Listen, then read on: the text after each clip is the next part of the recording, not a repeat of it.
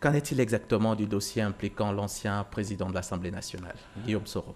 Euh, Comme tout le monde, nous avons été informés au niveau du gouvernement relativement à cette procédure engagée contre M.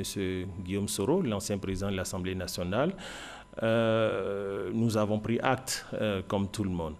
Mais il faut juste relever que ce sont des accusations assez graves qui ne devraient pas être traitées de la façon dont l'intéressé traite le sujet, c'est-à-dire à travers les réseaux sociaux.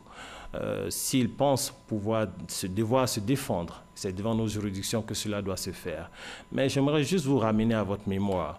S'il était bien compris, en tout cas du point de vue des Américains, que le président Kennedy devait être assassiné et que les Américains l'avaient su un peu plus tôt, soyez rassurés qu'ils auraient mis toutes les dispositions en place pour pouvoir adresser et éviter ce drame.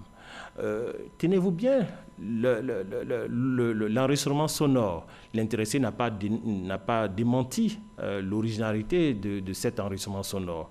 Dans cet enregistrement sonore, on entend M. Guillaume Soro dire qu'il a la télécommande, qu'il a infiltré la garde du président de la République. On entend M. Guillaume Soro dire qu'il a la main sur les 8400. Mais rappelez-vous encore une fois, en 2017, c'est dans cette période que nous avons connu des mutineries à Bouaké. C'est dans cette même période qu'il a été découvert des armes sur le protocole de Guillaume Soro. Il faut savoir raison garder à certains moments. Donc, s'il se sent brimé dans la procédure, il faut qu'il prenne les dispositions avec son conseil juridique pour s'adresser au système judiciaire ivoirien à l'effet de pouvoir répondre. Et c'est ce que nous lui demandons. Rien que cela, rien de plus. Et une chose que j'aimerais rajouter, si vous me permettez, la posture d'ancien président de la République ne présume pas que nous ne sommes pas ancien président de l'Assemblée nationale. Ancien président de l'Assemblée nationale ne présume pas que nous ne devons pas faire face à la justice. Même le président de la République est justiciable.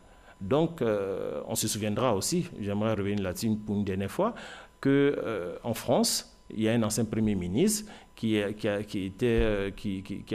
passé dans une procédure judiciaire pendant qu'il était en pleine campagne. Donc, être candidat à la présidence de la République ne nous donne pas l'immunité. Autant le président de la République est justiciable, nous sommes tous justiciables. Il faut qu'on soit équitable vis-à-vis du citoyen lambda qui se trouve au marché, qui commet un impair, qui est poursuivi par la justice. Ce n'est donc pas pour avoir refusé d'adhérer au RHDP que Guillaume Soro Aucunement. Chacun assume ses actes du présent comme du passé. Vous êtes porte-parole du gouvernement. Vous avez dû certainement écouter la réplique de Guillaume Soro qui disait que cet audio existe bel et bien. Il n'a pas donc nié l'originalité, mais il dit que l'audio date de 2017 et le président de la République en était informé. Écoutez, ça l'enforce davantage d'ailleurs. C'est pour ça que j'ai relaté exprès les situations que nous avons connues en 2017, les différentes mutineries et le fort soupçon qui pesait sur Guillaume Soro et les armes découvertes sur son protocole. Et cela aussi n'a pas été nié par l'individu. Donc l'un dans l'autre, il y a un problème. Il y a un problème qu'il faut adresser. Et il faut que cela soit compris. La déstabilisation ne passera pas en Côte d'Ivoire. Il ne comprend pas non plus que 2017, d'accord, pourquoi c'est en 2020, au moment de son retour, qu'il est poursuivi par le procureur. Écoutez, il n'y a pas on est tous comptables de ce qu'on a posé comme acte dans le passé comme dans le présent. Donc, il faut faire attention à ce qu'on dit et faire attention à ce qu'on fait. Le problème dans ce contexte, c'est que l'individu dit et se dédie à la fois. Donc, il faut arriver à un moment à adresser les choses de façon pertinente.